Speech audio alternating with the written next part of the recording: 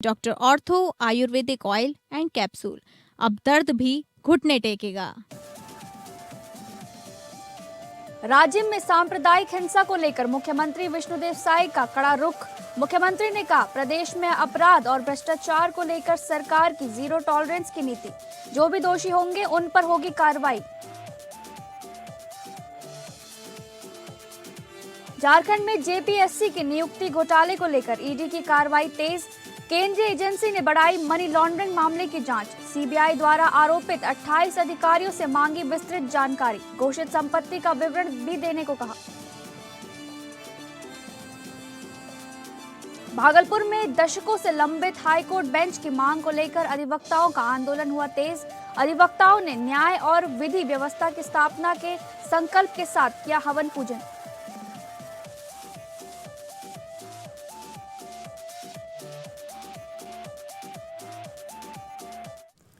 नमस्कार, आप सभी का स्वागत है स्टेट लाइव में। मैं हूं आपके साथ शालिनी राणा।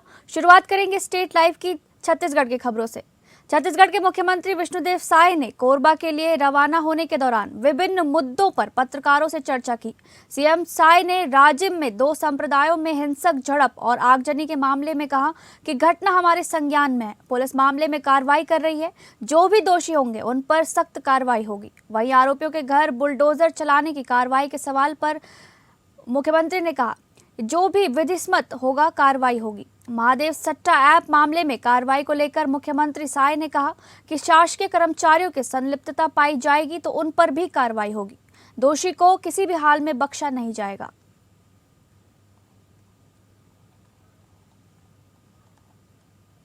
गरियाबंद जिले में हुई सांप्रदायिक हिंसा को लेकर मुख्यमंत्री विष्णुदेव साय ने कड़ा रुख अपनाया है। मुख्यमंत्री ने साफ कहा कि प्रदेश में अपराध और भ्रष्टाचार को लेकर सरकार की नीति बिल्कुल स्पष्ट है, जीरो टॉलरेंस। मुख्यमंत्री विष्णुदेव साय ने कहा कि चाहे प्रदेश में करप्शन का मामला हो या अपराध का, सरकार किसी भी तरह की लापरवाही नहीं बरतेगी। जो भी अत्याचार करेगा उसकी सख्ती से जांच होगी और दोषियों पर सख्त से सख्त कार्रवाई की जाएगी। मुख्यमंत्री ने कांग्रेस पर भी निशाना साधते हुए कहा कि चुनाव हार कर कांग्रेस मुद्दा विहीन हो चुकी है और सरकार पर लगातार बेबुनियाद आरोप लगा रही है। सरकार कानून व्यवस्था बनाए रखने के लिए पूरी तरह प्रतिबद्ध है। देखिए, कांग्रेस मुद्दा विहीन हो गई है और चुनाव हार के इतना बौखला गई है कि उनके पास कोई मुद्दा भी नहीं है, इसलिए लगातार असत्य आरोप लगाते हैं। सरकार चाहे वो करप्शन का मामला हो, चाहे अपराध का मामला हो, जीरो टॉलरेंस की नीति पर चल रही है और यहाँ पर चाहे कोई अत्याचार करेगा या कोई भ्रष्टाचार करेगा तो उसकी सख्ती से जांच होगी और सख्त से सख्त कार्रवाई होगी। छत्तीसगढ़ के उप मुख्यमंत्री अरुण साव ने नवा रायपुर अटल नगर स्थित शासकीय कार्यालय में पत्रकारों से चर्चा में कहा कि छत्तीसगढ़ को अंतरिक्ष केंद्र की सौगात मिलना प्रदेश के लिए एक ऐतिहासिक उपलब्धि है। इससे राज्य में अनुसंधान एवं नवाचार के क्षेत्र में नए आयाम स्थापित होंगे। छत्तीसगढ़ में होने वाले वैज्ञानिक शोध का लाभ देश के साथ पूरी दुनिया को मिलेगा। ये राज्य के युवाओं के लिए भी नए अवसरों में द्वार खोलेगा। साव ने कहा कि कल अमेरिकी राष्ट्रपति डोनाल्ड ट्रंप द्वारा किया गया ऐलान भारत की एक बड़ी कूटनीतिक जीत है। प्रधानमंत्री नरेंद्र मोदी के नेतृत्व में भारत ने वैश्विक मंच पर अपनी सशक्त उपस्थिति दर्ज कराई है। भारत अमेरिका के बीच हुई ट्रेड डील और टैरिफ को 18% तक सीमित किया जाना अत्यंत महत्वपूर्ण विषय है, जिस पर देशवासियों को गंभीरता से विचार करना चाहिए। उन्होंने कहा कि अमेरिकी राष्ट्रपति द्वारा किया गया ये ऐलान स्वागत योग्य है और इससे भारत को निश्चित रूप से व्यापक लाभ मिलेगा। ये प्रधानमंत्री मोदी की दूरदर्शी कूटनीति की सफलता को प्रमाणित करता है और एक ऐतिहासिक कदम है। अमेरिकी राष्ट्रपति ट्रंप ने जो ऐलान किया है वो भारत की बड़ी कूटनीतिक विजय है। प्रधानमंत्री माननीय नरेंद्र मोदी जी के नेतृत्व में जिस प्रकार से काम हो रहा है, ट्रेड डील जो हुई है और टैरिफ 18% हुआ है, ये बहुत बड़ा विषय है। अमेरिका के राष्ट्रपति ट्रंप ने जो ऐलान किया है वो स्वागत योग्य है और निश्चित रूप से इससे भारत को बड़ा लाभ होगा और प्रधानमंत्री माननीय नरेंद्र मोदी जी की जो कूटनीतिक सफलता है वो इस बात को प्रमाणित करता है। तो निश्चित रूप से ये बड़ा ऐतिहासिक और स्वागत योग्य कदम है। छत्तीसगढ़ उप मुख्यमंत्री अरुण साव रायपुर के सुभाष स्टेडियम में प्रेस क्लब द्वारा स्वर्गवासी कुलदीप निगम की स्मृति में आयोजित खेल मडई में शामिल हुए। उन्होंने कहा कि प्रेस क्लब के इस इंटर प्रेस क्रिकेट प्रतियोगिता में पत्रकार साथियों का खेल के प्रति उत्साह एवं सहभागिता सराहनीय है। साव ने कहा कि स्वर्गवासी कुलदीप निगम जी एक संजीदा पत्रकार थे। वे समाज के लिए संवेदनशील रहकर सामाजिक गतिविधियों में बढ़ चढ़कर हिस्सा लेते थे। उनकी स्मृति में ये खेल मडई का आयोजन प्रेरणादायी है। उप मुख्यमंत्री साव ने पत्रकार साथियों से कहा कि लिखने और बोलने वाले पत्रकार को स्वस्थ रहना आवश्यक है। स्वस्थ शरीर में ही स्वस्थ मस्तिष्क का वास होता है, इसलिए शारीरिक एवं मानसिक स्वास्थ्य के लिए खेल मैदान में पसीना बहाना जरूरी है। बता दें कि उद्घाटन मैच संपादकों और प्रेस क्लब के पूर्व पदाधिकारियों के बीच खेला गया। रायपुर प्रेस क्लब द्वारा खेल मड़ई का आयोजन हो रहा है। निश्चित रूप से खेलों का हमारे जीवन में बड़ा महत्व है। अच्छे स्वास्थ्य के लिए रोज खेल के मैदान में जाना और पसीना बहाना आवश्यक है। प्रेस क्लब रायपुर का ये आयोजन सराहनीय है। मैं प्रेस क्लब के सभी साथियों को बहुत बधाई और शुभकामनाएं देता हूं। अब बात करेंगे झारखंड से जुड़ी खबरों की। झारखंड लोक सेवा आयोग की दूसरी सिविल सेवा नियुक्ति घोटाले में एफआईआर दर्ज करने के बाद प्रवर्तन निदेशालय यानी ईडी द्वारा मनी लॉन्ड्रिंग मामले की जांच तेज कर दी गई है। तो वहीं केंद्रीय एजेंसी की टीम ने इस कार्रवाई के तहत सीबीआई की ओर से आरोपित झारखंड पुलिस और प्रशासन के 28 अधिकारियों की संपत्ति का विवरण भी मांगा गया है। जानकारी ये भी मिली है कि ईडी ने राज्य सरकार को पत्र लिखकर इन सभी अधिकारियों की पोस्टिंग और संपत्ति का ब्यौरा मांगा है। इससे पहले सीबीआई में इसी नियुक्ति घोटाले की जांच के बाद 60 आरोपितों के खिलाफ आरोप पत्र दायर किए गए थे, जिसमें जेपीएससी के 6 अधिकारी, 28 परीक्षार्थी और 25 परीक्षक शामिल थे।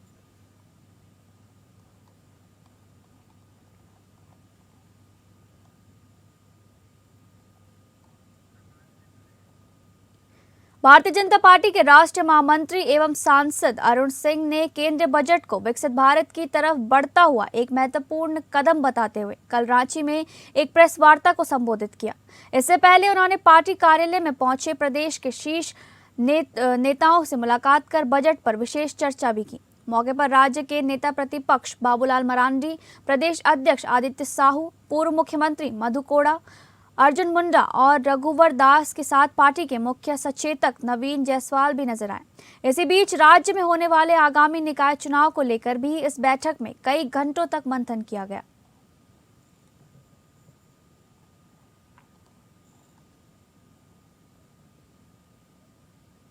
बोकारो में चास नगर निगम चुनाव के नामांकन के चौथे दिन चास मेयर पद के प्रत्याशियों में कुछ बहुत ही प्रमुख चेहरों ने नामांकन करने चास अनुमंडल कार्यालय अपने समर्थकों के साथ पहुंचे।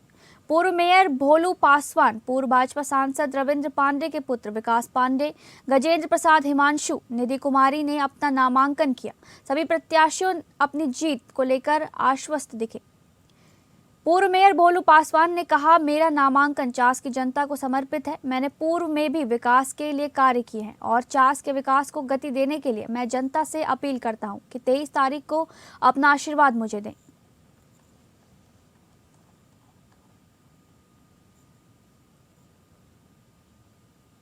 चौपारण थाना अंतर्गत ग्राम डोडिया में वन विभाग एवं चौपारण पुलिस द्वारा संयुक्त अभियान चलाया गया। इस अभियान के दौरान करीब 25 एकड़ में अवैध रूप से लगी अफीम की खेती को चिन्हित करते हुए मौके पर ही विनिष्ट कर दिया गया।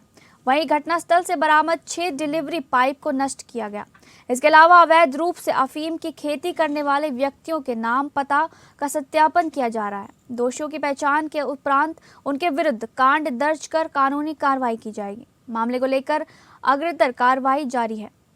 मालूम हो कि ड्रोन के माध्यम से दुर्गम इलाके को चिन्हित कर विनिष्ट किया जा रहा है। बहरहाल अवैध मादक पदार्थों की खेती एवं तस्करी के विरोध आगे इसी प्रकार सख्त कार्रवाई जारी रहेगी।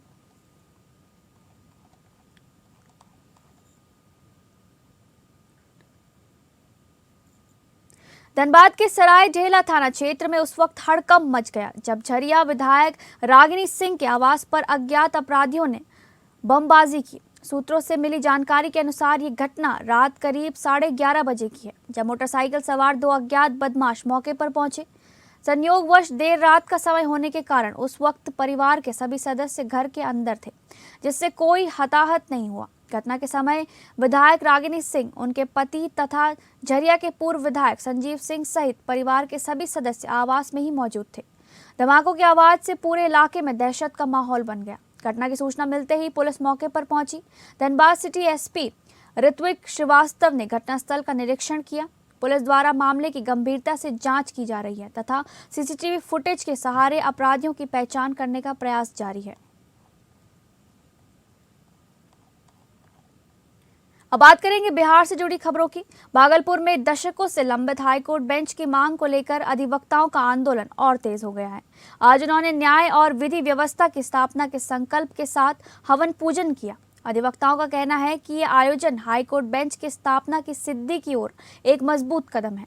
अधिवक्ताओं ने स्पष्ट किया कि भागलपुर में हाईकोर्ट बेंच की स्थापना होने पर आम लोगों को पटना की दौड़ नहीं लगानी पड़ेगी और लंबित मामलों में शीघ्र निपटारे में मदद मिलेगी। उन्होंने सरकार पर लगातार दबाव बनाने की बात कही और मांग दोहराई कि इस गंभीर मुद्दे पर तुरंत कार्रवाई की जाए।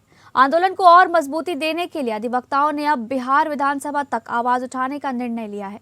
इससे ये साफ हो गया है कि हाईकोर्ट बेंच की मांग को लेकर आंदोलन और तेज होगा और अधिवक्ताओं का संकल्प न्याय दिलाने की दिशा में और मजबूत हो गया है। भी बड़ा काम करने के लिए संकल्प की आवश्यकता होती है, इसलिए हम लोग माने हवन पूजन करके संकल्प लिए सभी अधिवक्ता कि उच्च न्यायालय खंडपीठ की स्थापना के लिए आज संकल्प लेते हैं कि हम लोग इस आवाज़ को पटना प्रदेश तक, दिल्ली तक मजबूती से पहुंचाएंगे और तब तक लगे रहेंगे जब तक खंडपीठ स्थापित ना हो जाए। हाँ, अभी हम लोगों में आपस में आम सहमति बना के विधानसभा में, चूँकि विधानसभा का सत्र चल रहा है और विधानसभा अध्यक्ष तक, मुख्यमंत्री तक ये बात जाए, हर लोगों तक बात पहुंचाना है, तो अपने स्थानीय विधायक के माध्यम से विधानसभा में और लोगों को मेमोरेंडम देके इस बात की जानकारी देके विधानसभा अध्यक्ष तक इस बात को पहुंचाएंगे ताकि प्रश्नकाल में ये भी प्रश्न रहे भागलपुर खंडपीठ। भागलपुर में इंटरमीडिएट की परीक्षा, वार्षिक परीक्षा शुरू हो गई है और ये 13 फरवरी तक चलेगी, जिससे जिले भर में कुल 40,200 परीक्षार्थी परीक्षा में शामिल हो रहे हैं। परीक्षा के लिए जिले में 59 परीक्षा केंद्र बनाए गए हैं, जिनमें भागलपुर सदर अनुमंडल में 40 केंद्रों पर 28,134, नवगछिया में 10 केंद्रों पर 6,680 और कहलगांव में 9 केंद्रों पर 5,386 परीक्षार्थी शामिल हो रहे हैं। परीक्षा 2 पालियों में आयोजित की जा रही है। कदाचार मुक्त परीक्षा सुनिश्चित करने के लिए जिले में 4 आदर्श परीक्षा केंद्र बनाए गए हैं। सभी 59 केंद्रों पर 400 से अधिक सीसीटीवी कैमरों से निगरानी की जा रही है। इसके अलावा 2 स्तरीय तलाशी, जूता मोजा प्रतिबंध और सख्त जांच व्यवस्था लागू की गई है ताकि परीक्षा निष्पक्ष और सुव्यवस्थित ढंग से संपन्न हो। परीक्षा के सुचारू संचालन के लिए जिले में कुल 2,201 वीक्षकों की तैनाती की गई है। जिला पदाधिकारी नवल किशोर चौधरी और सीनियर एसपी प्रमोद कुमार ने कई परीक्षा केंद्रों का निरीक्षण किया और कहा कि प्रशासन पूरी तरह से सतर्क है। उन्होंने आश्वासन दिलाया कि भागलपुर जिले में शांतिपूर्ण और कदाचार मुक्त परीक्षा संपन्न कराई जाएगी।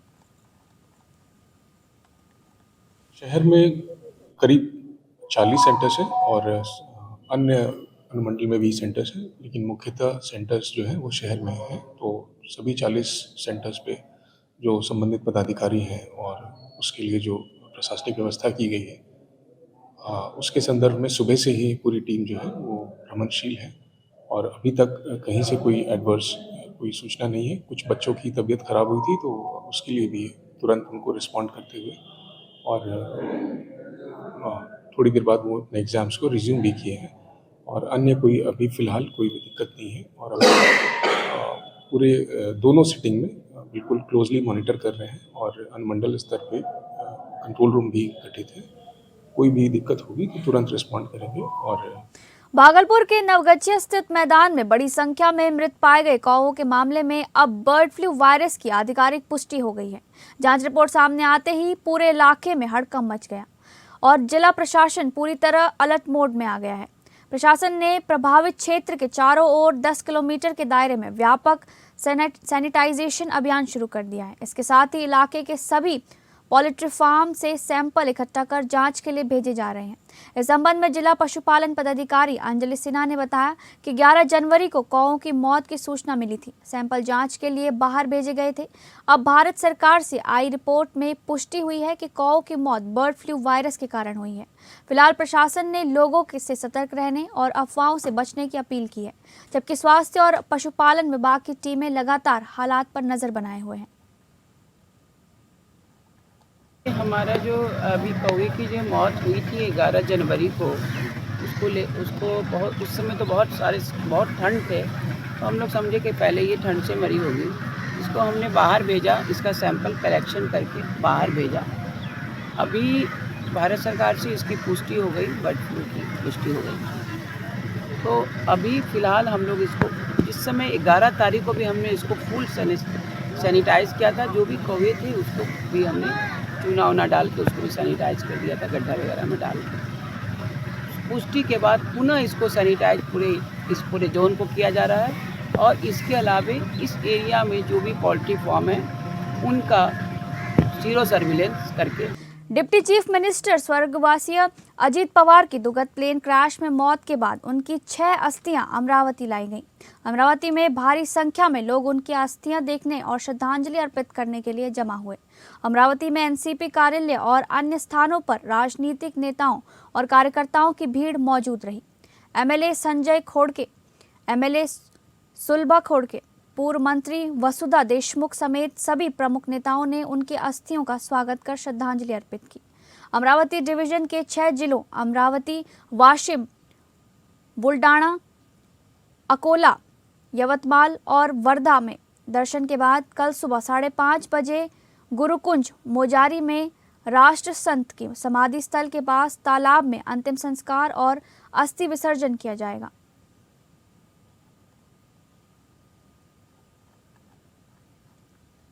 माघी पूर्णिमा के पावन अवसर पर उप मुख्यमंत्री एकनाथ शिंदे ने मलंगगढ़ किले में भव्य आरती की। यह अवसर हर साल बड़े उत्साह और श्रद्धा के साथ मनाया जाता है और इस बार भी लोगों की भारी भीड़ मौजूद रही।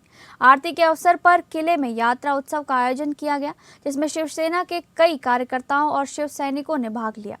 इस उत्सव में मलंग की आज़ादी और वीरता के प्रतीक कार्यक्रम भी शामिल किए गए। उप मुख्यमंत्री एकनाथ शिंदे ने उपस्थित जनों को संबोधित करते हुए कहा कि यह आयोजन परंपरा और सांस्कृतिक गौरव का प्रतीक है। शिवसेना हर साल मलंग की आज़ादी के लिए यह आंदोलन करती है और इस वर्ष भी कार्यकर्ताओं ने सक्रिय रूप से हिस्सा लिया।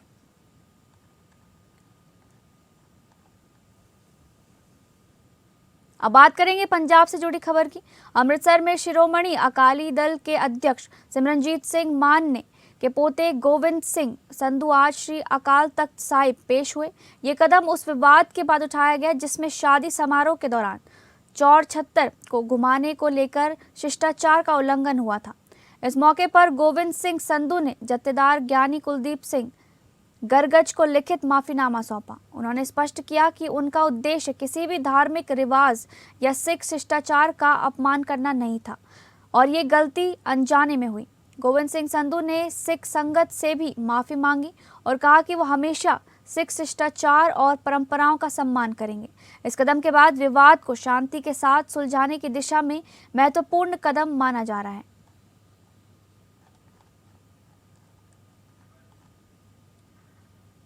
अमृतसर के तरन तारण रोड पर लूट की बड़ी घटना सामने आई है, जिसमें एक्टिवा सवार लुटेरों ने सड़क पर चल रही एक लड़की से उसका मोबाइल फोन छीन लिया। लड़के ने फोन बचाने की पूरी कोशिश की, लेकिन इस दौरान सड़क पर गिरने से वह गंभीर रूप से घायल हो गई। घटना के बाद मौके पर लोगों की भीड़ जमा हो गई और घायल लड़की को तुरंत नजदीकी अस्पताल में इलाज के लिए ले जाया गया। आसपास के लोग और राहगीर घटना से उन्होंने पुलिस को इसकी जानकारी दी। पुलिस ने इलाके में लगे सीसीटीवी कैमरों की मदद से लुटेरों की तलाश शुरू कर दी। कैमरे में पूरी घटना रिकॉर्ड होने की वजह से अधिकारियों और अधिकारियों को अपराधियों की पहचान और पकड़ने में मदद मिलने की उम्मीद है। सुरक्षा बढ़ाने और सड़क लूट पर अंकुश लगाने के लिए पुलिस सतर्क है।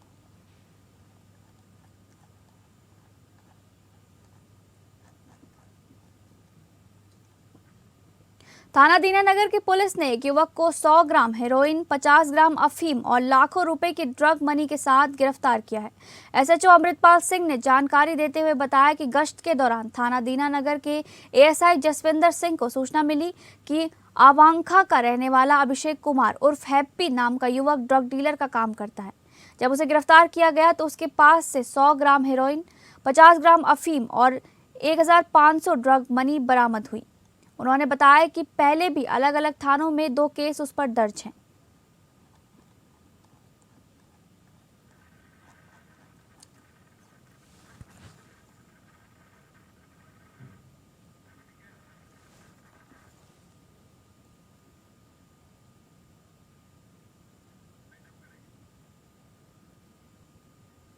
फिलहाल स्टेट लाइव में बस इतना ही। नमस्कार।